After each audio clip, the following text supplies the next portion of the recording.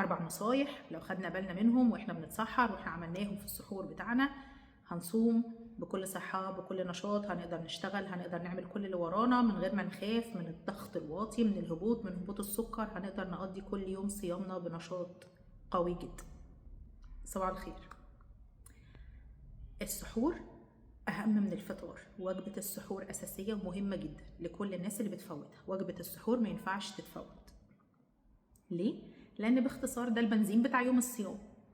علشان كده أنا لازم في سحوري براعي 4 نقط مهمين. أول حاجة لازم يكون عندي نسبة بروتين محترمة في السحور.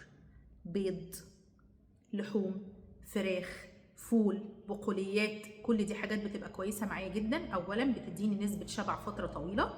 تاني حاجة لازم يكون عندي مصدر سريع للطاقة. عشان احنا بنصوم فترات طويلة هنا ممكن بناكل نص رغيف عيش أسمر أو حبة كاملة أو شعير. ليه؟ علشان يبقى مصدر سريع عندي للطاقة يقدر ان هو يمشيني الفترة الأولانية من الصيام لحد ما الجسم يبتدي يحرق دهون. باخد بطاطس، باخد بطاطا. لازم يكون معايا مصدر للكربوهيدرات السريع علشان خاطر ابقى عندي نشاط ومصدر سريع للطاقة للجسم. تاني حاجة بدخل دهون. لما باجي ادخل الدهون مصدر بطيء للطاقة. دي بقى البنزين بتاع طول اليوم، ده اللي بيقعد ممشيني لحد فترة الفطار. بحط معلقة زيت زيتون، باخد شوية مكسرات، باخد كوباية زبادي وعليها بذور شيا. دي بتفرق معايا جدا وبتخليني طول الصيام جسمي شغال بكفاءة عالية، ولحد ما باجي افطر انا لا بهبط ولا سكري بيوطى ولا بحس ان انا تعبان ولا مش قادر.